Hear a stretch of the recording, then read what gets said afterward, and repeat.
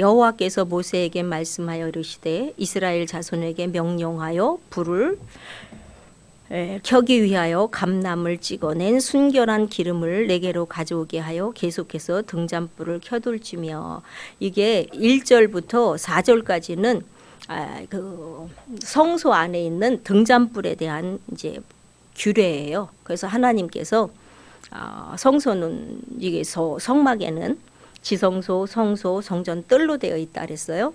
근데 요거는 이제 성소 안에 있는 등잔불, 저 등잔불에 가는 규례인데요. 저 등잔대 있죠? 저기 거기에 대한 규례인데 그걸 꺼지지 않게 해라 이렇게 말씀하시는데, 그 꺼지지 않게 하라는 것은 이제 그 성소 안을 밝혀주라는 얘기죠. 성소에는 제사장과 대제사장이 들어갈 수 있잖아요. 근데 제사장들이나 대제사장이 들어갈 때 이제 어두컴컴하면 다칠 위험이 있고, 그러니까는 항상 밝혀두라는 거야. 결국은 하나님의 성전에 무엇을 꺼트리지 말라요? 불을 꺼트리지 말라. 하나님의 성전에 기도를 꺼트리지 말라. 하나님의 성전에 성령, 하나님의 임재하심을 꺼트리지 말라. 하나님의 임재하심이 하나님의 성전에 충만하려면 우리가 뭐 해야 돼요? 그렇지, 맞아요. 그래서 여러분이 빛돼서 빛의 역할을 하셔야 돼요. 3절에 보니까 아론은 회막안 증거궤 휘장 밖에서 저녁부터 아침까지 여호와 앞에 항상 등잔불을 정리할지니 이는 너희 대대로 지킬 영원한 규례니라. 영원한 규례, 대대로 지킬 영원한 규례, 변하지 않는다는 거예요. 하나님의 법칙이야. 그래서 이 성전 안에 들어와서 여러분들이 날마다 등대를 밝힐 의무와 책임이 있어요. 언제? 24시간, 1년 365일. 이걸 아론이 했어요. 아론이 제사장이잖아요. 그러니 구약시대는 아론이 제사장이기 때문에 아론이 성전 내 불을 꺼트리지 않고 아침 저녁으로 와서 그 등잔불을 밝혔습니다. 이제 예수님이 십자가에 못 박혀 돌아가신 후부터 휘장이 성소와 지성소 앞에 있는 가운데 있는 휘장이 갈라지면서 예수님이 십자가에 못 박혀 돌아가시면서 예수님이 대제사장이 되시고 만인 제사장이 됐어요. 그래서 예수를 믿는 모든 사람은 하나님의 주님의 이름으로 제사장이에요. 그러면 결국은 제사장이 아론이 제사장이 돼서 불을 밝혔잖아요. 그럼 저와 여러분은 제사장이에요, 아니에요? 제사장이에요. 우리 신부에 하나님의 자녀, 왕, 성전, 제사장 있죠? 예수님의 신부.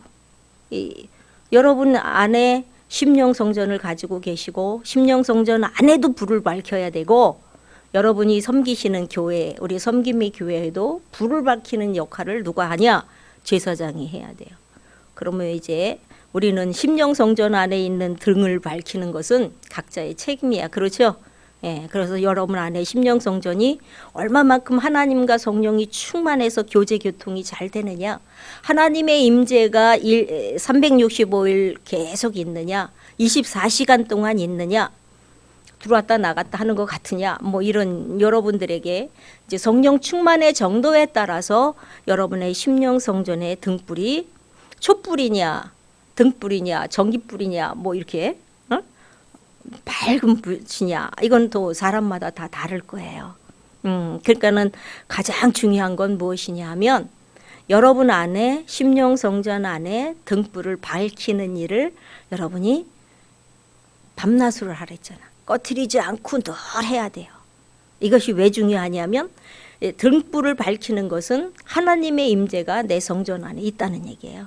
그러니까 하나님의 성전, 하나님의 임재가 내 성전 안에 있을 때 내가 하나님의 자녀고 그리스도인이지, 내가 교회는 왔다 갔다 하는데 내 안에 하나님의 임재가 없어요. 그럼 하나님의 자녀라고 하는데 하나님의 임재가 없으면 이걸 어떻게 얘기해야 될까? 예? 종교인으로 봐야 되겠죠. 왜 기도를 해야 되느냐? 왜 우리가 이 삶을 살아가는데 내 안에 등불을 주님이 밝혀준 것이 아니라 주님은 생명으로 우리에게 주셨기 때문에 그 밝히는 역할은 저와 여러분이 하는 거예요. 예, 그래서 오늘도 여러분의 등불이 꺼지지 않고 1년 365일 잘 비칠 수 있기를 바랍니다. 이것만큼 큰 축복이 없어요. 왜 새벽 기도해야 돼요? 왜 무시로 기도해요? 왜 밤 기도해요? 여러분의 등불을 켜서 여러분도 하나님의 임재 안에서 충만할 뿐만 아니라 여러분의 그 빛이 누구에게 가야 돼요? 이웃에게 가야지요. 네. 그 역할을 이제 아론이 제사장이기 때문에 하셨어요. 근데 이웃에 이제 신약 시대에는, 지금의 은혜의 시대에는 저와 여러분이 제사장이니까 잊지 마시고 여러분의 등불을 달마다 밝힐 수 있기를 바랍니다. 제가 볼 때도 등불이 잘 밝혀지는 사람이 있고 조금 덜 밝혀지는 사람도 있어요.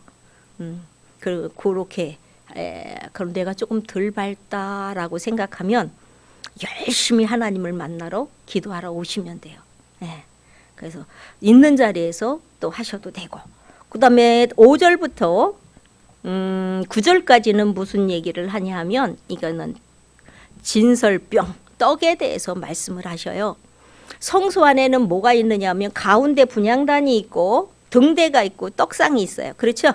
그러니까는 이제 분향단은 제사 드릴 때 분향하는 건데 여기 있고, 지금 이제 등대에 대해서 얘기했어요. 지금 이제 떡상에 대해서 얘기하는 거야. 5절부터 9절까지 함께 읽어보겠습니다. 너는 고운 가루를 가져다가 떡 12개를 굽되 각 덩이를 10분의 1 에바로 하여 여호와 앞에 순결한 상 위에 두 줄로 함께 진설하고, 너는 또 정결한 유황을 그 각 줄 위에 두어 기념물로 여호와께 화제를 삼을 것이며, 안식일마다 이 떡을 여호와 앞에 항상 진설할지니 이는 이스라엘 자손을 위한 것이요 영원한 언약이라. 이 떡은 아론과 그의 자손들에게 돌리고 그들은 그것을 거룩한 곳에서 먹을지니 이는 여호와의 화제 중 그에게 돌리는 것으로 기 거룩함이라. 이는 영원한 규례니라. 지난번에 제가 설교를 한번 했는데 어떤 분이 그러셔요. 목사님하고 설교하는 패턴이 조금 달라요, 이렇게 얘기를 하시는데, 여러분 여기 성경을 볼 때에 우리 목사님은 구속사적이고 신학적인 설교를 많이 하시는 편이에요. 에? 간혹 영적 실제도 하고 영적 비유도 하시지만 구속사적이라는 건 66권 성경 말씀에 이제 온전히, 그래서 구속사적이고 신학적인 성경 말씀을 바탕으로 목사님은 쭉 강해를 해가시는 스타일이십니다. 거기에 이제 사이사이에 영적 비유, 영적 실제, 내가 삶 속에서 일어나는 영적 실제가 이제 좀 들어가는 편이고, 저는 설교를 할 때 무엇을 중점으로 두고 하느냐면, 여러분이 들어봐서 아시겠지만 저는 영적 실제를 많이 다루는 형이에요. 네, 그래서 구속사적인 건 목사님한테 많이 들으셨으니까, 구속사적이라는 게 뭐냐? 성경 66권을 통해서 나를 하나님이 구속하기 위한 계획, 그 다음에 이제 우주를 구속하기 위한 계획으로 하나님이 66권의 말씀을 쓰셨다. 그 말씀 속에서 이제 그 테두리, 그 안에 테마를 가지고 쭉 예수님의 이제 말씀하시는 거잖아. 그렇죠?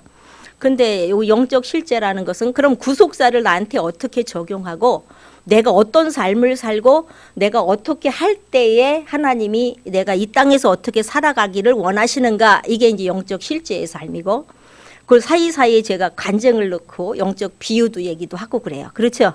그래서 조금 이제 색깔이 좀 다를 수가 있습니다. 그러니까는 여러분이 들으실 때 구속사적인 거는 당회장 목사님한테 들으세요.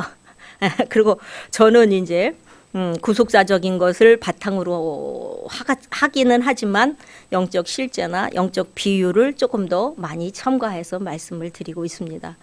그래서 조금 이제 색깔이 많이 다를 수가 있어요. 근데 뭐 66권 말씀의 기본이니까 그 해석 방법이 좀 달라서 그래요.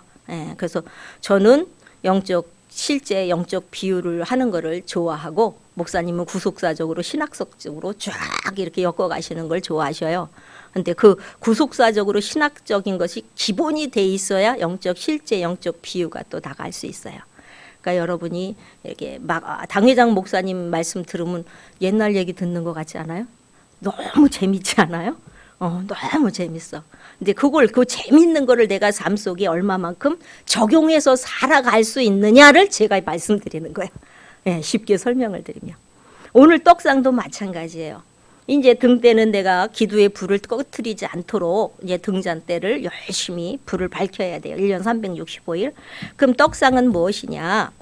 여러분이 떡상 오늘 여기 읽었듯이 고운 가루로 떡을 만드는데 12개를 만들어요. 12개는 12지파를 얘기해요. 근데 12지파에게 12개의 떡을 만드는데 그 양이 얼마냐 하면 10분의 2 에바 그랬어요. 그럼 한 에바가 얼마냐? 한 에바는 23리터예요. 굉장히 이거 많은 거예요. 한 에바가 23리터인데 그러면 10분의 2 에바는 어쩌게요? 4.6리터예요. 4.6리터라는 건 뭐냐? 우리가 여러분들이 큰 물병 하나가 몇 리터예요? 1.8리터잖아. 그렇죠? 그것이 2개하고도 넘는다는 거예요. 떡 하나가 그렇게 큰 부피로 만들어지는 거예요. 그러니까 조그만 떡을 만드는 게 아니고 그러면 떡상이 얼마만큼 큰 사이즈인지 얼른 생각나죠? 그게 6개가 있어. 하나, 둘, 셋, 넷, 다섯, 6개. 페트병 2개만한 떡이 두 개 이렇게 된 요 이만한 것이 이제 하나예요. 그럼 6개가 쭉 있어. 그걸 2줄로 한단 말이야. 그러면 여기 이만하겠죠.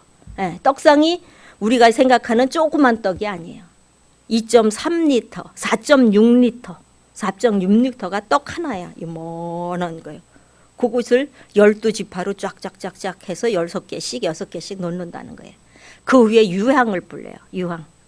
그럼 유향은 뭐냐 하면 그때 당시로 아주 귀중한 이게 향유예요. 향유. 네. 그래서 그 향유는 예수님이 태어났을 때에 동방 박사들이 예수님께 갖다가 드린 것이 유향이잖아. 그렇죠? 그 유향인데 그때 당시는 그건 굉장히 아주 귀중한 건데 이거 정결한 유향이다라는 것은 정결하다는 것은 깨끗하다는 걸 얘기해요. 그래서 깨끗한 것에 여러분들이 떡을 드리는데 깨끗한 것을 드리는데 떡은 육신의 떡이잖아요. 그럼 지금에 우리가 와서는 우리가 먹는 떡은 누구 떡이야? 예수님의 생명의 떡. 예. 생명의 떡을 먹되 깨끗한 생명의 떡을 먹어야 돼. 요즘 깨끗하지 못한 거 많잖아요. 그렇죠? 예. 그런 얘기예요, 지금. 그래서 이게 영적인 비유로 보면 깨끗한 떡을 얘기하시는데 그 깨끗한 떡은 신약으로 오면 예수님의 생명의 떡을 말씀하신다. 근데 이 떡은 일주일에 한 번씩 바꿔. 안식일마다 12덩이를 해가지고 하나 빼고 하나 놓고 하나 빼고 하나 놓고 하나 빼고 하나 놓고 이렇게 하는 거예요. 그래가지고 그 떡은 누가 먹냐? 제사장이 먹어요. 하나님이 허락하셨어. 아론의 자손이 먹는 거예요. 그 아론과 아론의 자손이 거룩한 곳에서 먹어라 그래요. 여기서 거룩한 곳이 그럼 어디냐? 우리 집이 거룩한 곳이에요? 아니죠. 그럼 우리가 얘기하는 거룩한 곳은 여기서 얘기한 거룩한 곳은 어디게? 회막, 성막. 예. 그래서 허락된 곳에서만 먹어야 돼. 근데 이것도 뭐라 그러냐면 영원한 규례니라 이렇게 얘기해요. 여러분들이 깨끗한 하나님의 말씀을 듣는데 이상한 데 가서 들으면 안 된다는 얘기야. 예. 그래서 여러분이 생명의 떡을 먹되 하나님의 말씀 66권을 온전히 잘 드시기 바랍니다. 예. 요즘 변질된 게 너무 많아요. 기름을 위에서는 1절부터 4절까지는 이제 순결한 기름을 드리는데 그 순결한 기름은 뭐냐면 이스라엘은 올리브예요. 올리브유. 거기는. 예. 그래서 감람을 찧어 짠 기름 그랬잖아. 순결한 기름. 올리브유거든요. 그것도 순결하다는 것은 또 마찬가지예요. 무엇이 이물질이 포함되지 않은 거.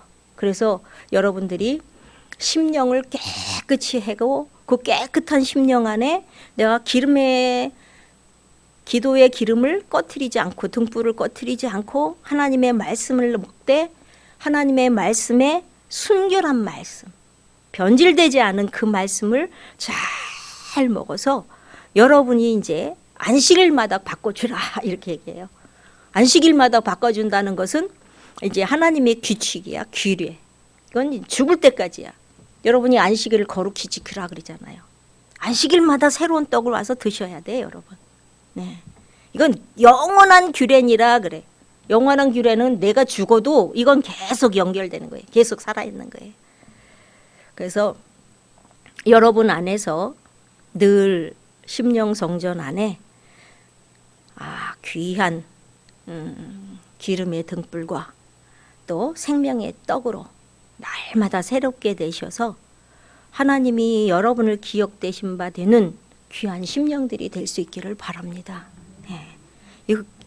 예수 믿는 이유가 뭐예요? 그거잖아요, 여러분. 구원받은 백성이 해야 될 일이 뭐예요? 딱 그거예요, 여러분. 그 다음에 이제 10절부터 쭉 보면 여기는 무슨 얘기가 나오냐 하면 11절에 보니까 그 이스라엘 여인의 아들이 여호와의 이름을 모독하며 저주함으로 무리가 끌고 모세에게 나가니라 이렇게 해요. 10절에 보니까 어머니는 이스라엘 여인이고 아버지는 애굽 사람의 자녀. 그 사람이 하나님을 모독했어요. 근데 하나님을 모독하면서 저주를 했어.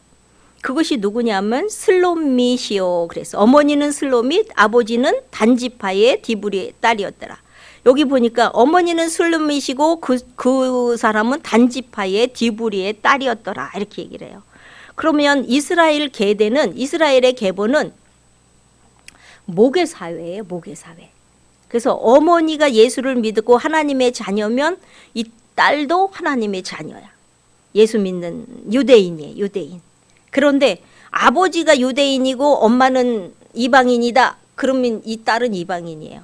근데 여기서 지금 이스라엘의 딸 누구 이렇게 나오는 것은 유대인이라는 거예요? 이방인이라는 거예요? 유대인이라는 거예요.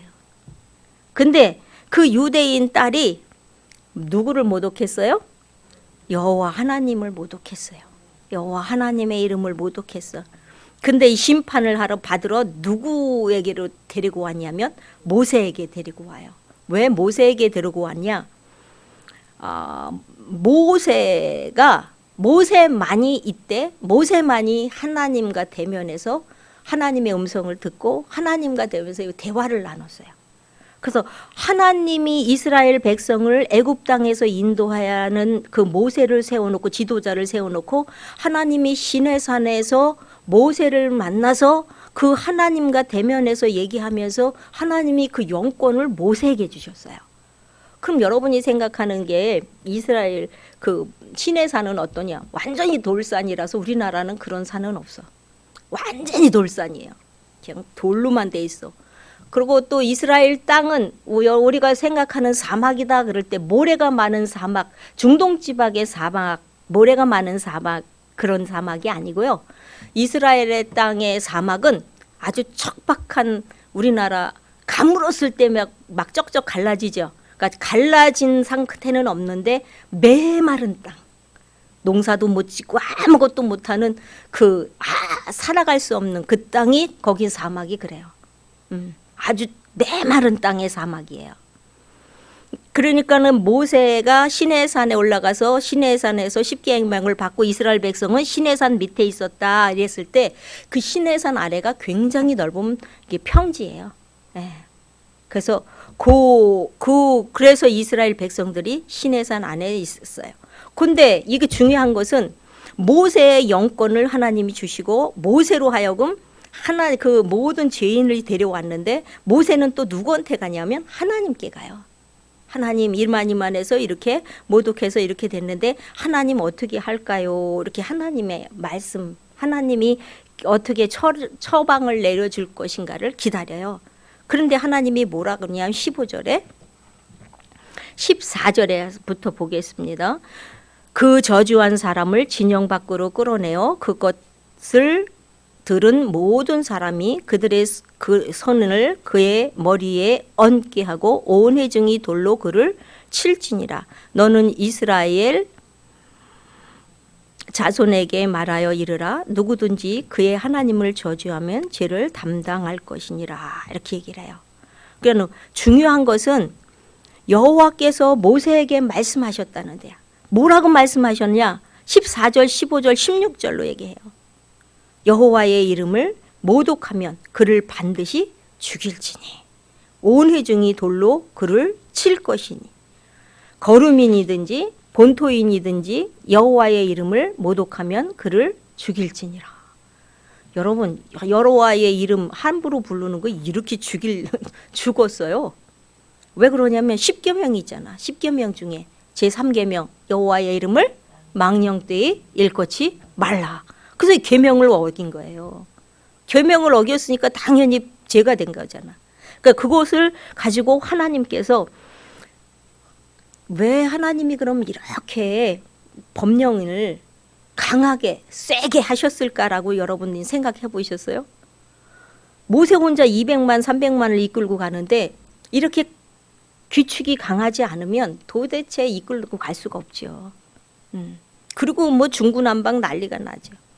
근데 무엇보다도 중요한 것은 하나님이 정해놓은, 하나님이 말씀하시는, 하나님께서 해주시는 그 규칙을 어겼다는 것에, 하나님이 기뻐하지 않는 일을 했다는 것이 가장 여기서 보면 여러분이 중점으로 보셔야 돼요. 그래서 하나님이 기뻐하지 않는, 하나님이 하지 말라는 그 명령을 내가 불순종했을 때에 그 결과는 무엇이냐 하면 여호와의 이름을 모독한 죄로 모두 죽여라 그러는데, 여기서 보니까 거루민은 뭐예요? 나그네. 지금 이 사람 이방인이에요? 유대인이에요? 유대인이잖아. 근데 거루민이나 본토인, 유대인, 이방인이나 유대인이나 모두를 다 죽이라는 거야. 그 이방인은 하나님을 모를 텐데 왜 죽여요? 그거는 하나님 마음이야. 하나님을 믿든 안 믿든 그건 이방인의 자유지만, 하나님을 모독했다는 것은, 하나님을 경홀히 여겼다는 것은 하나님의 정해놓은 규칙이 막지 않는 거야. 영원한 규례잖아요. 규칙이잖아요. 그러니까 망령되이 잊지 말라는 그 말씀을 순종하지 못했기 때문에 죄를 범했다는 거예요. 그러면 이제 우리도 여러 가지 것들이 이 세상 살아가면서 그렇게 할 수가 있잖아요. 그럴 때 지금은 안 죽여. 하나님은 육신은 안 죽여. 근데 영혼은 죽어가요. 그 영혼이 빨리 살려면 뭘 해야 돼요? 빨리 하나님 앞에 회개하고 빨리 가까워져야 돼. 17절로부터 쭉 보면 이게 뭐 함무라비 법정 같은 게 나와요. 사람을 쳐 죽이면 반드시 죽일 것이요, 짐승을 쳐 죽이면 짐승으로 죽이고, 상처에는 상처, 눈에는 눈, 이에는 이, 뭐 이렇게 쭉 나와요. 그러면서 이것도 마찬가지야. 거루민이나 본토인, 이방인이나 유대인이나 이 법은 동일하게 되어지는데 너의 하나님 여호와임이니라. 그럼 이방인들은 억울할 거 아니에요. 근데 억울할 게 없어. 왜? 이방인도 하나님의 백성이, 하나님이 세워놨기 때문에. 하나님이 허락하지 않으면 이 땅에 나올 사람이 없잖아요. 본인들이 구원의 반열에 들어오지 않은 것뿐이지. 여러분이 우리가 그냥 예수님을, 하나님을 믿는다는 것은 그냥 교회만 왔다 갔다 해서 믿는다는 것은 결코 아니에요. 우리가 이 레위기를 보면서 배워야 될 것 단 한 가지 깨달을 게 있다면, 나는 하나님하고 빨리 친해져야 되겠구나. 하나님 말씀에 불순종하면 안 되겠구나. 여러분이 그것만 깨달으면 돼요.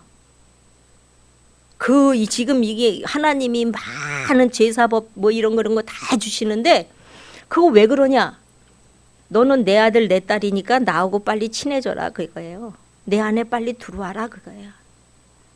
근데 우리는 그것이 조금 불편하다고 그럴 때가 있어요. 그래서 하나님이 원하시는 삶하고 내가 원하는 사람하고 이 갭을 줄이는 것이 여러분 안에서의 큰 축복입니다. 근데 이게 또 갭이 될 수도 없어. 그냥 하는 거 하고 하지 말라는 거 안 하고 그러면서 속편하게 사는데 왜 그렇게 하지 말라는 걸 열심히 하는지 모르겠어요.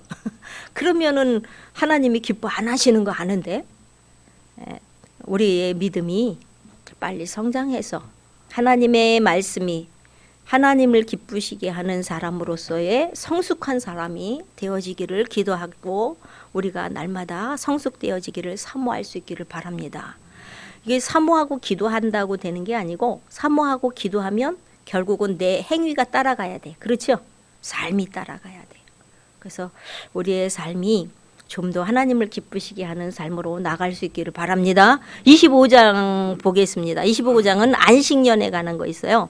안식년에는 조금 1절 보겠습니다. 여호와께서 시내산에서 모세에게 말씀하여 이르시되 이스라엘 자손에게 말하여 이르라. 너는 내가 너희에게 주는 땅에 들어간 후에 그 땅으로 여호와 앞에 안식하게 하라. 너는 6년 동안 그 밭에 파종하며 6년 동안 그 포도원을 가꾸어 그 소출을 거둘 것이나 7째 해에는 그 땅에 쉬어 안식할지니 여호와께 대한 안식이라. 너는 그 밭에 파종하거나 포도원을 가꾸지 말며. 이 무슨 얘기를 하냐면 5절을 보세요. 내가 거둔 후에 자라난 것을 거두지 말고 가꾸지 아니한 포도나무에 맺은 열매를 거두지 말라. 이 땅은 안식년임이니라. 6년 동안은 열심히 일을 해서 밭의 소출을 다 가지고 먹을 수 있는데 7년째 되는 날은 안식년이기 때문에 농사를 짓지 말라는 거예요.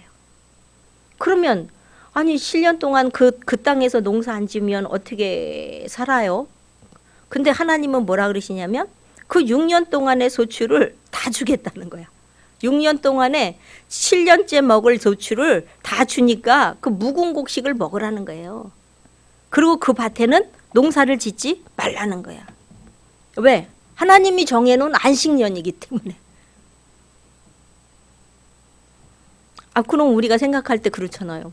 아니 하나님 도대체 지금 해마당 농사 져서 먹고 살기도 힘든데 안식년이라고 그걸 만들어 놓고 그날은 그때 한 1년 동안 농사를 짓지 말라니 이게 어떻게 말이 되나요? 이렇게 또 할 수도 있는데 그게 하나님의 능력이에요. 1년을 쉬어도 6년 동안 내가 다 줄 테니까 7년째 되는 해를 쉬어라. 그리고 이제 희년이 또 있어요. 희년은 너는 7 안식년을 계수할지니 7년이 7번인 즉 안식년 7번 동안 곧 49년이라. 77이 49잖아요.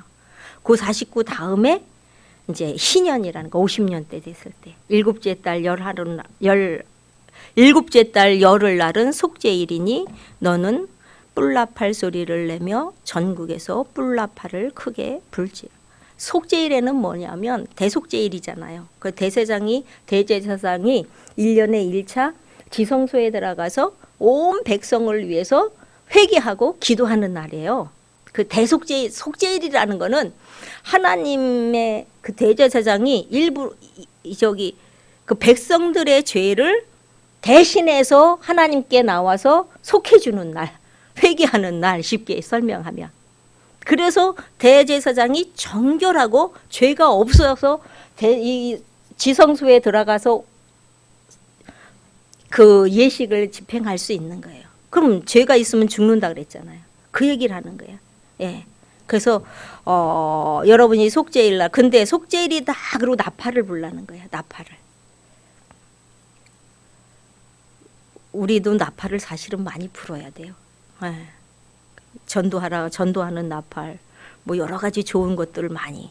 근데 여기 10절에 보니까 너희는 15년째 해를 거룩하게 하여 너희는 50년째 해를 거룩하게 하여 그 땅에 있는 모든 주민을 위하여 자유를 공포하라. 여러분 하나님이 정해놓은 법은 희한해요. 7년째 되는 해는 안식년이니까 농사를 짓지 말라. 그리고 50년째 되는 날은 희년이니까 모두에게 자유를 주래. 근데 여기 이제 다 설명을 드릴 수 없어서 그런데 모두에게 자유를 주는데 누구에게 자유를 주냐 하면 그 토지 소산을 내가 저 사람한테 샀어요. 샀잖아요. 그러면 50년 전에 샀으면 50년 희년을 맞이하면 다시 돌려주라는 거야. 내가 종을 샀어요. 저 사람한테. 종을 샀어. 근데 종이 신년이 50년이잖아. 그럼 50년째 됐을 때 그 사람을 돌려주라는 거야. 그 집에 다시. 다 주라는 거예요. 왜? 쉬는 해니까. 그게 하나님이 정해놓은 규칙이야. 그래서 신년에서 내가 저 사람이 나한테 이제 내가 돈이 너무 없으니 우리 집에 딸을 종으로 좀 써주세요라고 해서 만약에 딸을 판다 그래. 그럼 신년이 몇 년 남았느냐? 40년 남았으면 이 40년의 값을 해서 비싸게 받는 거야. 비싸게 주고 내가 얘를 팔려고 그랬는데 신년이 1년 남았어. 그럼 1년 요거 조금밖에 안 되는 거예요. 그러니까 모든 것에 정하는 기준이 뭐냐? 희년에 달려 있어요. 내가 저 집을 사야 돼. 샀어요. 사는데 그 희년에서 멀면 비싸. 근데 희년에서 가까우면 가까울수록 집값이 싸요. 왜? 희년이 되면 돌려줘야 되니까. 그럼 억울하잖아. 내가 돈 주고 샀는데. 억울해도 소용없어. 이거는 뭐예요? 하나님의 규칙이야. 그럼 우리는 아니 무슨 하나님이 그런 규칙이 있어. 그냥 내 돈 대고 샀으니까 내가 가지면 되지. 그럼 그렇게 하면 안 되는 거예요. 그렇게 되면 범이야. 저 죄를 범한 거야. 죄를 범한 거. 그럼 하나님이 왜 그렇게 할까? 그냥 하나님이 그러면 그냥 뭐 왜 그렇게 할까라고 생각하면 우리가 생각할 때는 그냥 부당할 것 같고 안 될 것 같고 잘못된 것 같은데 하나님은 가난한 사람도 사랑하시고 부자도 사랑하셔요. 그러니까 이 가난한 사람들에게도 뭘 줘야 돼요? 하나님이 자유를 주시고 사랑을 주시고 하나님께서 그들에게도 그 사회의 일원으로 살아갈 수 있는 기회를 다시 주는 거예요. 그게 언제냐? 희년을 기점으로. 예. 그래서 어떻게 보면 굉장히 하나님은 정말 그때 당시로는 이스라엘 유대인들이 좀 억울했을 수도 있지만 또 가난한 사람이 볼 때는 하나님께서 자비를 베풀어 주시고 사랑을 베풀어 주시고 구원해 주시고 함께 해 주시니까 살아계신 하나님이 감사할까요? 안 감사할까요? 감사하겠죠. 그러니까 하나님은 공의의 하나님, 사랑의 하나님, 여러 가지의 하나님의 속성이 있는데 그것이 이제 어떤 사람에게는 공의가 되고 어떤 사람은 사랑이 되고 어떤 사람은 또 조금 억울한 것 같은 그런 느낌이 드는데 그거는 우리의 계산하고는 달라요. 무엇을 여기서 얘기하는 게 뭐냐? 하나님의 법규라는 거, 하나님의 규례라는 거, 하나님이 정해놓은 기본적인 규칙이라는 거. 그럼 지금 저와 여러분이 이 땅에서 가져와야 되잖아. 하나님의 규칙이 많이 있잖아. 믿음 생활할 때. 그렇죠? 그 하나님의 규칙이 많이 있는데 그 규칙을 어기고는 살 수가 없어.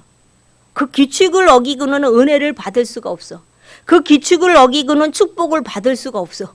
그 규칙을 어기고는 내가 원하는 내가 하고 싶어하고 아무리 해도 하나님이 그 자리에 올려놓지를 않아. 중요한 게 뭐예요?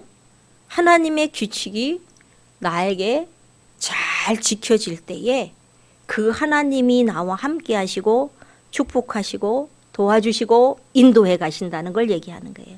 그러니까 가장 쉽게 설명하면 너희들 모든 생명 뭐 이런 거 다 내가 해야지만 내 손에 있다. 내가 너와 함께 해야지만 내가 너를 도와줄 때 내가 너를 인도할 때 네가 무엇인가를 할 수 있다 이 얘기거든요. 그러면 이제 우리가 정답이 나오는 거예요. 내가 하나님 앞에 하나님을 앞세워서 가야지만 내가 무엇인가를 할 수 있구나. 그 하나님을 앞세워서 가는 방법이 무엇인가? 여러분 사람마다 다 다르다고 생각하겠지만 다 동일해. 뭐예요? 하나님을 앞세워서 가려면 하나님을 잘 경외해야 돼요. 그렇죠? 잘 섬기고 경외해야 돼. 잘 섬기고 경외하는데 방법은 또 다를 수가 있어. 근데 이 방법이 다르다는 것은 뭐냐? 내 방법대로 하는 게 아니에요. 하나님을 경외하고 섬기는데 방법도 성경에서 얘기해. 그렇죠? 안식일을 거룩히 지켜라. 뭐 여러 가지 형태가 있잖아. 하나님 앞에 다른 신 우상을 섬기지 말라. 그 십계명을 기본으로 보시면 돼. 그 다음에 여호와 이름을 망령되 일컫지 말라. 뭐 여러 하나님 앞에 가까이 가서 하나님이 원하는 방법으로 내가 그 규칙에 맞는 삶을 살 때에 하나님이 저와 여러분에게 함께 하시고 은혜와 은총으로 베풀어 주시는 줄 믿습니다. 25장에선 그 얘기를 하는 거예요. 그럼 다른 거 할 얘기가 없어요. 우리가 하나님이 여러 가지 형태로 저와 여러분에게 오실 때에 정말로 여러분 이때에는 하나님을 대면해서 보면 다 죽었어요. 네. 근데 하나님이 딱 한 사람 모세와는 내가 대면해서 얘기한다 이렇게 얘기하시잖아요. 네. 그러니까는 여러분 저와 여러분이 이 시대에는 하나님을 대면해서 얘기하진 않아요.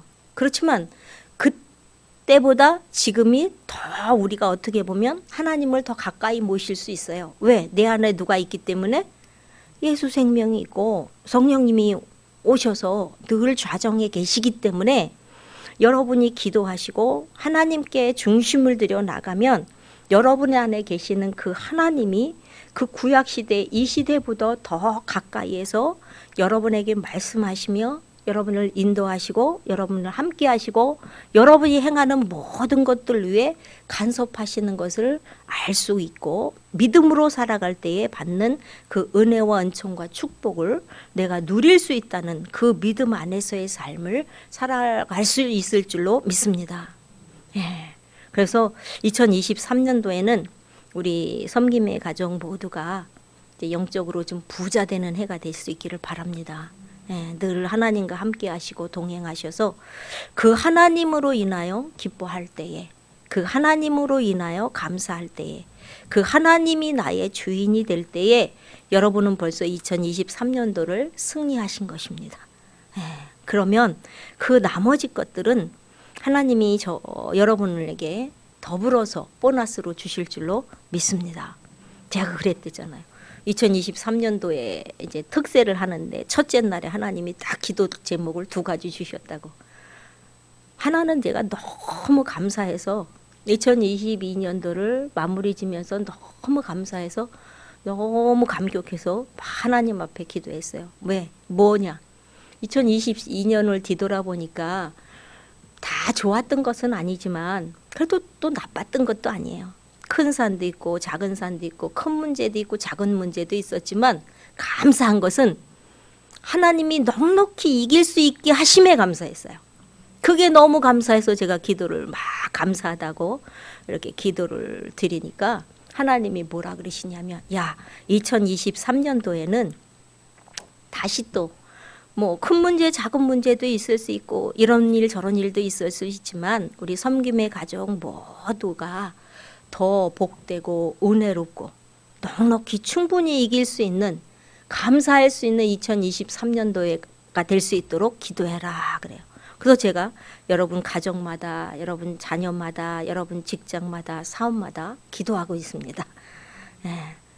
우리는 이길 힘을 하나님께 받아야 돼. 하나님께. 그래서 넉넉히 이길 수 있는 저와 여러분이 되게 해달라고 기도하고 있어요. 그러니까 하나님이 주시는 것 위에 여러분이 더 큰 축복이 있기를 바랍니다. 예. 문제는 문제가 아니야. 뭐가 문제냐? 내가 믿음이 약한 게 문제예요. 예. 문제는 문제가 아니야. 내가 믿음이 크면 여러분이 기도에 깨어 있으면 기도하면 그 문제는 해결되거든요. 예. 그러니까 우리가 준비가 안 된 게 문제이지 문제가 나한테 오는 게 문제가 아니에요. 아이 뭐 그런 문제가 뭐 그렇게 어려워요. 조금 어려울 수 있고 육신적으로는 불편할 수 있지만 그 모든 것들이 하나님의 규칙, 규례, 법규를 지키게 하기 위한 저와 여러분에게 하나님의 따뜻한 사랑의 손길인 줄 믿습니다. 그것이 느껴지면 이제 철들으신 거야. 우리가 이제 하나님 앞에 철든 자녀로서 살아갈 수 있는 준비가 다 된 사람입니다. 그러면 나머지는 뭐가 있어요? 축복만 있겠지, 영육간에. 예. 그래서 저와 여러분이 꼭 2023년도에도 우리 승리합시다요. 예. 승리하는 게 굉장히 중요해요, 여러분. 예. 그러니까 낙심할 때는 사탄이 틈타지만 여러분이 십자가 이름으로 주님의 이름으로 나갈 때는 성령님이 충만해서 성령이 역사하셔서 승리할 수 있습니다. 넉넉히 승리하는 2023년도가 될 수 있기를 바랍니다. 좋으신 아버지 하나님 감사합니다. 저희가 예수님을 믿고 하나님을 믿고 성령님을 믿으며 또한 그 하나님과 더불어 날마다 우리가 삶을 살아가지만 아버지 하나님 그 하나님 우선 1번으로 1순위로 놓고 2023년도에는 달려가는 우리 성도님들이 되실 수 있기를 원합니다. 날마다 하나님을 바라보면서 승리케 하시고 아버지 하나님을 바라보면서 감사가 넘치게 하시고 우리 아버지로 인하여 기쁨이 넘칠 수 있는 귀한 한 해가 되게 하여 주시옵소서. 영광 받아 주시옵기를 빌고 원하오며 예수님의 이름으로 기도드리옵나이다. 아멘. 찬송가 288장 부르시겠습니다.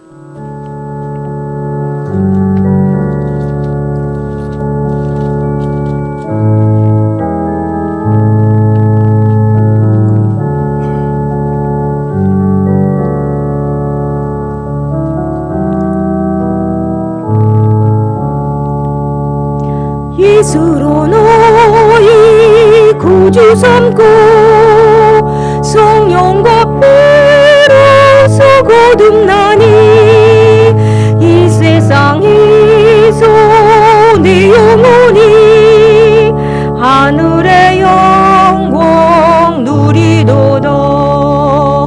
이것이 너희 간증이요 이것이 너희 찬송일세. 나 사는 동안 끊임없이 구주를 찬송하리로다.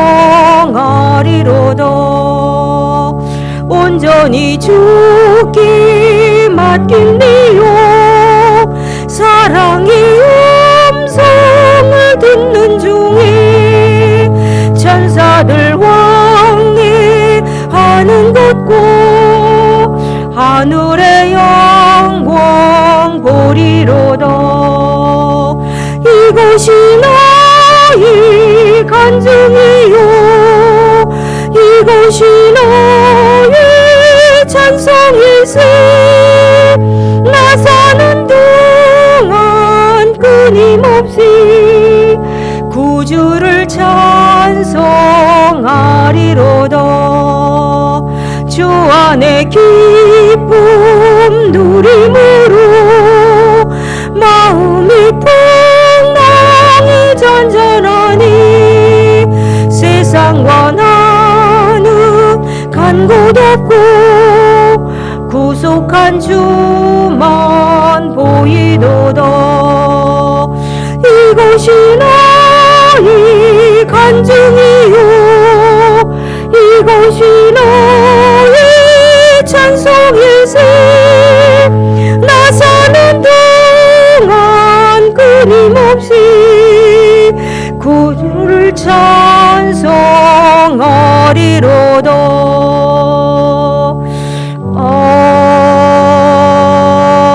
아멘. 광고 말씀드리겠습니다. 오늘 당회장 목사님께서는 저 갈매 성원교회 1일 부흥에 가셨습니다. 그리고 우리 연세 드신 박병희 권사님이 어깨 수술을 하셨는데요. 지금 열흘도 좀 넘었어. 열 한 이틀 된 것 같은데 통증이 심하셔가지고 중보기도 부탁하셨어요. 근데 그 통증 좀 조금 가라앉게 해달라고. 예, 그래서 통증이 심해서 고생하고 계시고 또 김행자 권사님은 심장이 안 좋으셔서 입원해서 수술을 하셨는데 심장 기능이 많이 약해지셨다고. 그래서 여러분 기도 부탁드립니다. 그리고 우리 80세 넘으신 우리 권사님들이 다 편찮으시에요. 이경수 권사님도 몇 달 동안 편찮으셨고 남양순 권사님도 계속 편찮으시고 임강자 권사님도 또 편찮으시고 김채욱 권사님도 편찮으시고 다 편찮으셔요. 우리 원계희 권사님도 조금 당뇨로 고생하시고 그리고 그런데 우리 어른 되시는 우리 믿음의 어머니들이잖아요. 나는 사람의 우리 권사님들 내가 제일 좋아해요. 제일 많이 사랑해. 왜? 우리 친정엄마 같아요. 누구를 만나든 내가 엄마 같아요 막 그래. 예. 그래서 너무 근데 다들 조금씩 편찮으셔서 제 마음이 많이 아파요. 예. 기도하면서도 아픈데 여러분들도 생각나실 때마다 우리 교회의 어른 어머니들입니다. 여러분 기도해 주시기를 바랍니다. 예. 다 같이 기도하시겠습니다. 이제는 우리 주 예수 그리스도의 은혜와 하나님의 사랑과 성령님의 교통하심이 정말로 하나님을 사모하며 사랑하는 우리 섬김의 권속들 위해 기업과 가정과 자녀들 위해 이제부터 영원토록 함께 계실지어다. 아멘. 통성으로 기도하시고